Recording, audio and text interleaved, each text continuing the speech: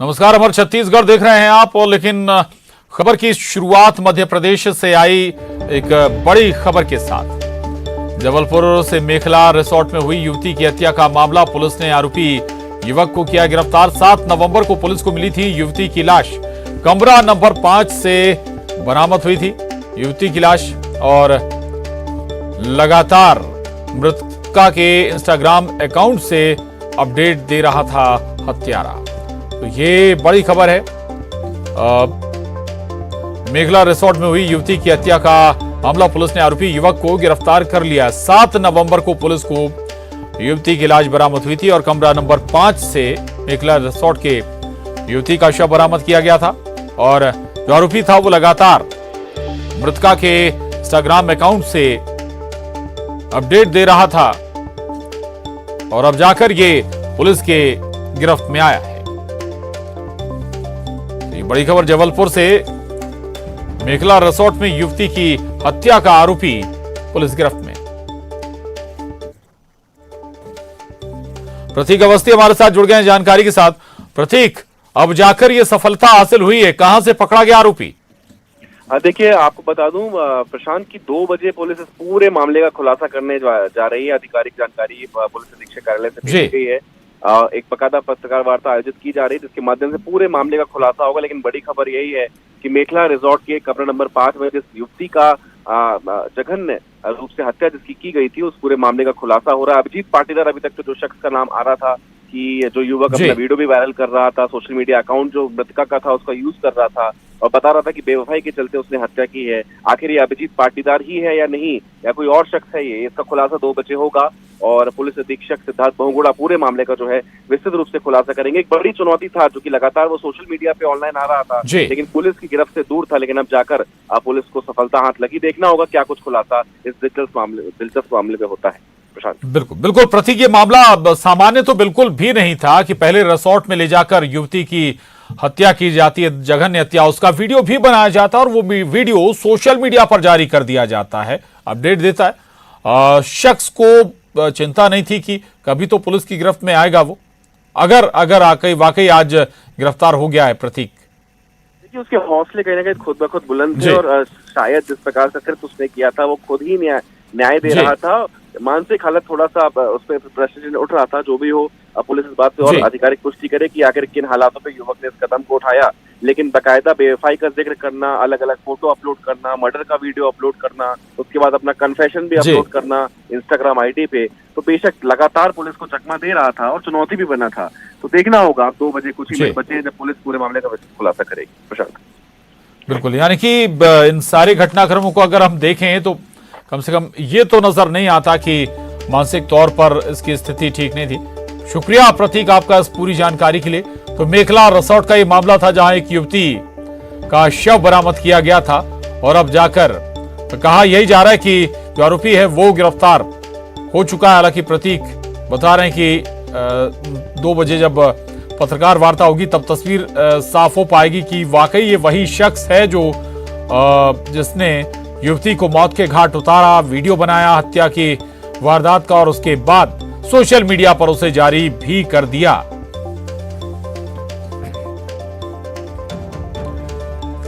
और अब खबर छत्तीसगढ़ से, कोंडागांव से बड़ी खबर है। नकली नोट मामले में आरोपी को गिरफ्तार किया गया। आरोपियों को जेल भेजा गया है। ओडिशा और कांकेर से 2 आरोपी गिरफ्तार किए गए। धनोरा इलाके में नकली नोट मिला था।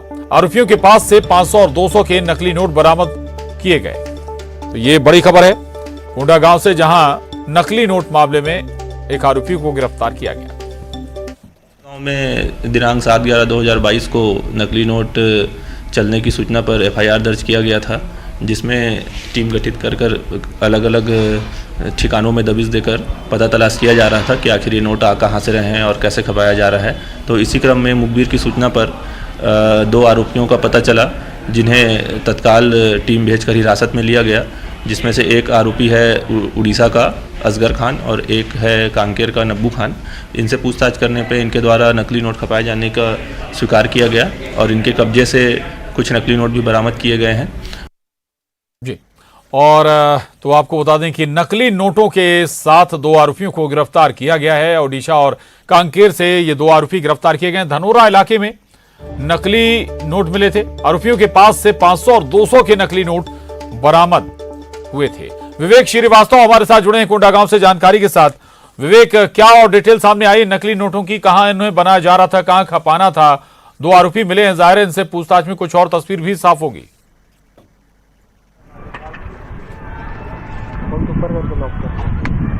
जी हाँ प्रशांत जी, जिस तरीके से नकली नोट का जो खेल चल रहा था वो अंदरूनी इलाके के ग्रामीण बाजारों में चल रहा था। ये उड़ीसा से नकली नोट लेकर आते थे। इसमें एक छत्तीसगढ़ कांकेर का रहने वाला है, वो इनके साथ मिलकर ये अंदर के गाँव में जाते थे और लोगों को सामान खरीदते थे और नकली नोट देते थे। और ये अंदरूनी इलाके धनौरा से होते होते कांकेर जिले के भानु प्रताप पहुंच गए थे और लगातार ग्रामीण नकली नोट में ठगते चले जा रहे थे। विवेक, आपकी आवाज सही तरीके से नहीं पहुंच पा रही। शुक्रिया आपका, धन्यवाद विवेक जानकारी के लिए। आगे बढ़ेंगे और अब खबर दंतेवाड़ा से। बड़ी खबर है, 10 किलो का आईईडी बम बरामद किया गया है। कमल पोस्ट और कोंडा सावली के बीच ये आईडी मिला है। नक्सलियों की बड़ी साजिश नाकाम हो गई है। सीआरपीएफ 231 बटालियन ने इस साजिश को नाकाम कर दिया है। सीआरपीएफ की डॉग स्क्वाड और बीडीएस टीम मौके पर मौजूद है। तो ये बड़ी खबर है दंतेवाड़ा से, जहां 10 किलो का आईडी बम बरामद किया गया है। कमल पोस्ट और कोंडा सावली के बीच यह आईडी बरामद हुआ है। सत्यनारायण चांडक हमारे साथ जुड़ गए हैं। सत्यनारायण, किसे टारगेट किया गया था यहां पर और कैसे, कितना विस्फोटक था, ये घातक था? जी आपको बता दूं कि ये जो टारगेट है ये नक्सलियों के द्वारा जो है जवानों को किया जाएगा, क्योंकि इस इलाके में लगातार जो है माओवादी जो है नई रणनीति बदलते हुए जवानों को जो है इस तरीके से जो है टारगेट किया जा रहा है। वहां पर जो सीआरपीएफ 231 के जवान है वो एरिया सर्चिंग के निकले थे, तो उन्होंने सर्चिंग के दौरान जो है करीब 10 किलो की आईडी बरामद की गई है, क्योंकि काफी बड़ी ये आईडी बताई जा रही है। अगर इसके जद में अगर जवान आते तो निश्चित तौर पर बहुत बड़ा नुकसान हो सकता था।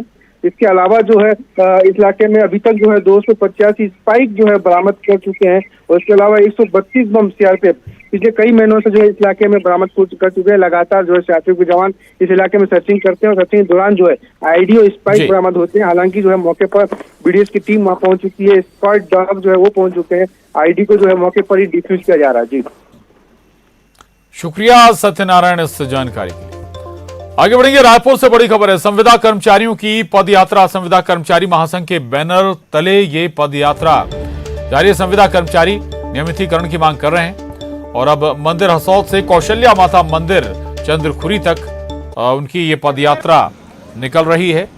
ये तस्वीरें देखिए आप। रायपुर से खबर है, संविदा कर्मचारी पदयात्रा निकाल रहे हैं।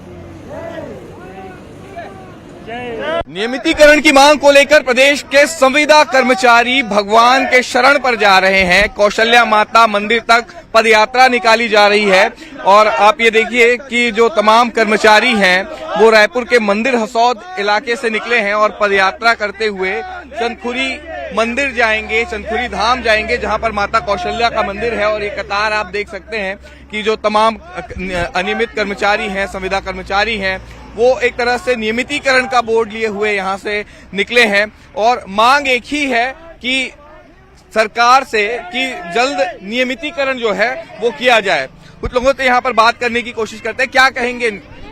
आज हमारी 19 तारीख को नियमितीकरण पद यात्रा जारी निकल रही है, जो कि कौशल्या माता मंदिर तक जाएगी। शाम को 1008 मनोकामना के दीपक जला जाएंगे। मनोकामना यही है कि छत्तीसगढ़ के 45,000 संविदा कर्मचारी, राज्य संविदा और सेंट्रल स्पॉन्सर्ड स्कीम के समस्त संविदा कर्मचारियों का 100% नियमितीकरण किया। नियमितीकरण की मांग है, कुछ और लोगों से बात करेंगे। क्या कहेंगे मैडम?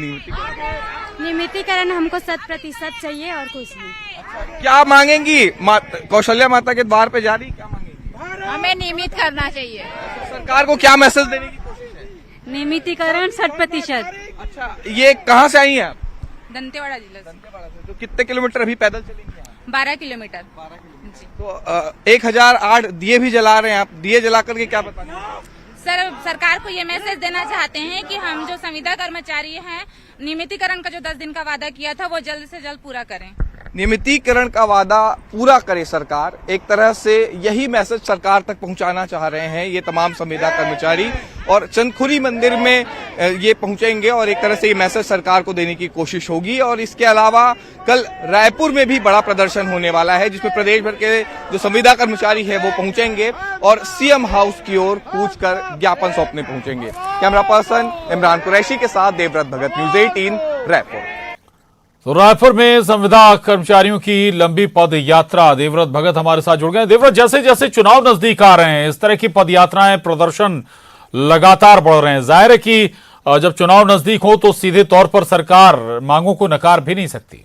देवव्रत जी, जिस तरह से संविदा कर्मचारियों का ये पूरा प्रदर्शन रहा है, पदयात्रा एक दिन ये करने जा रहे हैं जिसमें चंदखुरी कौशल्या धाम पहुंचेंगे और वहां पर एक तरह से 1008 दिए जला करके नियमितीकरण की मांग करेंगे।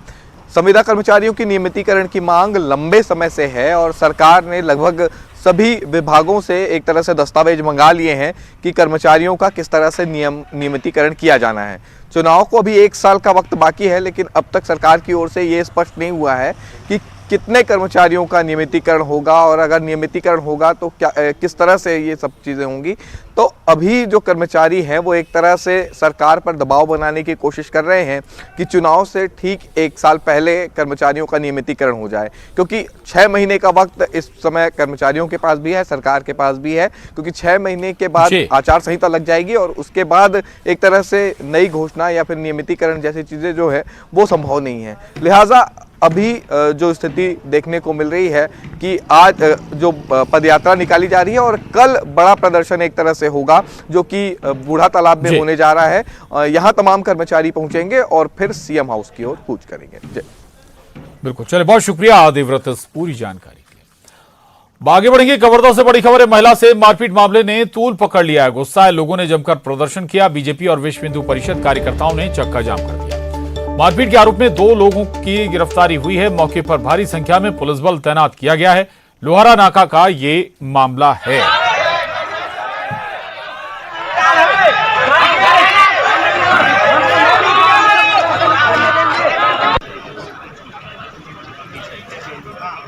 तो आपको बता दें, ये तस्वीरें कवर्धा से हैं जहां महिला से मारपीट मामले में अब गुस्साए लोगों ने प्रदर्शन किया। बीजेपी और विश्व हिंदू परिषद कार्यकर्ताओं ने चक्का जाम किया। मारपीट के आरोप में 2 लोगों की गिरफ्तारी भी हो चुकी है।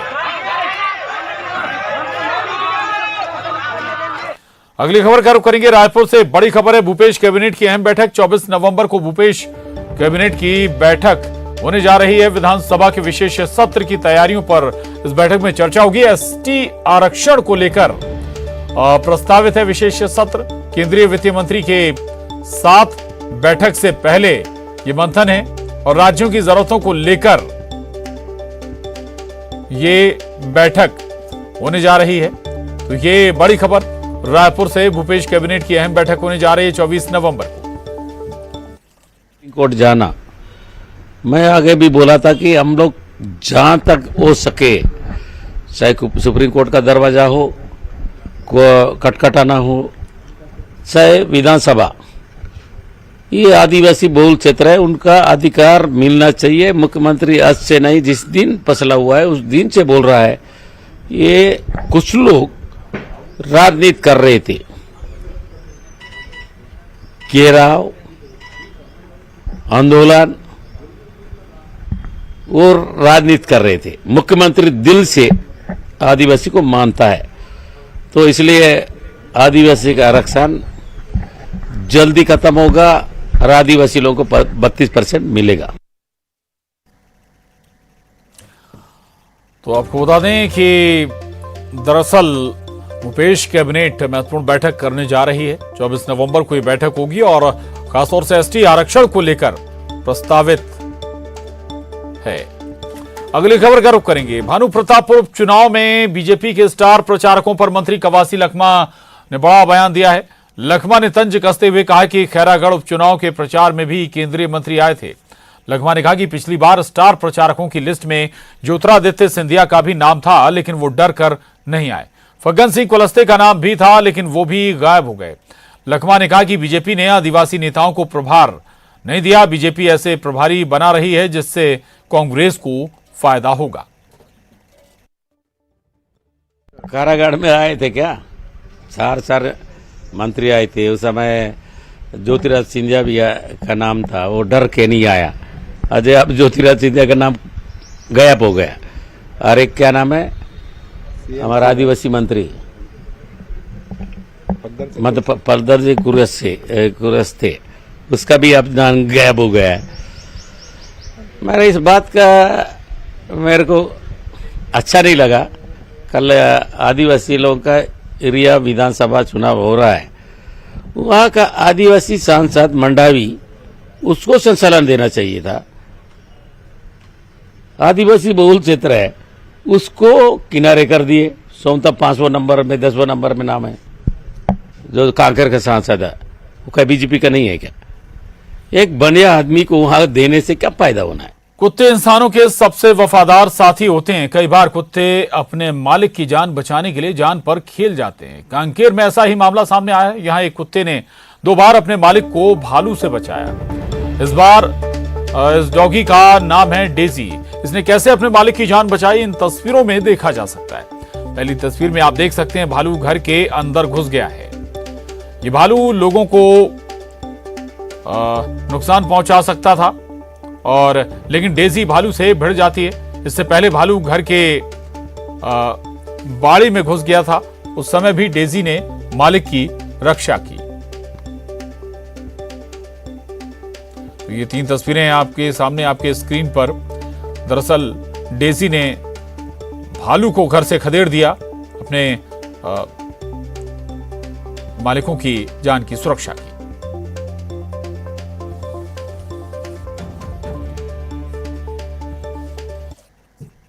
हमारे यहाँ जो डॉग है उसका नाम डेजी है, और ये कोई पहला बार नहीं था।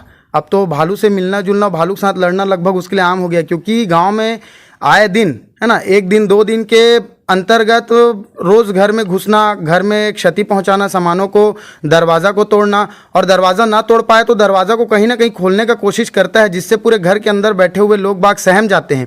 अब वो भालू ऐसा है कि आमना सामना होता है तो भालू कोशिश करता है डॉग को मारने का, लेकिन डॉग क्या है, अपना बचाव कर लेता है और भालू को पूरे ताकत के साथ, पूरे साहस के साथ खदेड़ने में वो कामयाब रहता है। और बलौदा बाजार से बड़ी खबर है। टावर पर चढ़ा चोरी का आरोपी युवक। लोहा चोरी करने गया था युवक। मोहल्ले के लोगों की आवाज सुनकर टावर पर वो चढ़ गया। पकड़े जाने के डर से घंटों तक टावर पर चढ़ा रहा युवक। पुलिस ने युवक को टावर से नीचे उतारा है।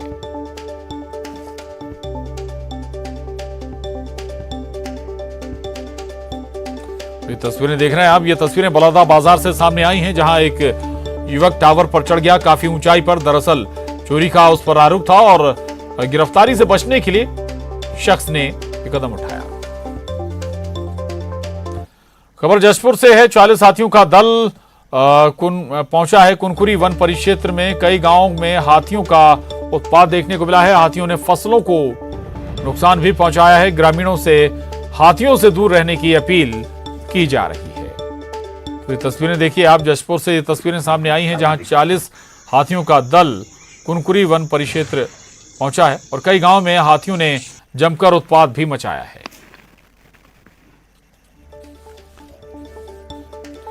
और दुर्ग से बड़ी खबर है। महादेव ऐप ऑनलाइन सट्टे का मामला। पुलिस ने 16 आरोपियों को गिरफ्तार किया है। पुलिस आरोपियों को लेकर दुर्ग पहुंची है और पुलिस मामले का खुलासा करेगी। आरोपियों से लाखों के लेन देन का हिसाब जब्त किया गया है। पुलिस अब तक 100 से ज्यादा आरोपियों को गिरफ्तार कर चुकी है। जांजगीर चांपा से बड़ी खबर है। शराब माफिया के ठिकाने पर दबिश दी गई है। आबकारी और पुलिस की कार्रवाई हुई है। 3720 किलो महुआ लाहन और शराब जब्त हुई है। शराब के साथ 11 आरोपी गिरफ्तार किए गए हैं। जिले के 3 थाना क्षेत्रों में छापेमारी जारी है। शराब माफिया में इस कार्रवाई से हड़कंप है। तो ये बड़ी खबर जांजगीर चांपा से, जहां शराब माफिया के ठिकानों पर आबकारी विभाग और पुलिस ने दबिश दी, कार्रवाई की। 3720 किलो महुआ लाहन और शराब भी जब्त की गई है। शराब के साथ 11 आरोपियों को गिरफ्तार किया गया है। अगली खबर का रुख करेंगे। बालोद में रन चिरई थाने की ओर से 3 दिवसीय कबड्डी प्रतियोगिता का आयोजन किया गया। इसका मुख्य उद्देश्य आम जनता और पुलिस के बीच मतभेद मिटाने और मधुर संबंध स्थापित करना था। आयोजन में थाना इलाके के 57 टीमों ने हिस्सा लिया, जिसमें सुखरी गांव की टीम अव्वल रही। वहीं बरबसपुर की टीम दूसरे स्थान पर रही। 3 दिनों तक चलने वाले इस आयोजन में पुलिस विभाग की ओर से साइबर फ्रॉड, ऑनलाइन ठगी और उससे बचाव के तरीके बताए गए। आयोजन के अंतिम दिन समापन समारोह के अवसर पर मुख्य अतिथि संसदीय सचिव कुंवर सिंह निषाद रहे, जिन्होंने विजयी टीमों को पुरस्कार से सम्मानित किया। करते हुए अभी लीड पर है, देखते हैं क्या कर पाते हैं। इस सेकंड होता है अपने अपने हिसाब से। में विभिन्न जगहों से 64 टीमें भाग ली थी। इसमें माननीय संसदीय सचिव महोदय और स्थानीय जनप्रतिनिधियों का, सरपंच जी लोगों का बहुत बहुत सहयोग प्राप्त हुआ इस कार्यक्रम में, और ये कार्यक्रम शांतिपूर्वक सफलतापूर्वक संपन्न हुआ। और अब रुक करेंगे 25 सेकंड।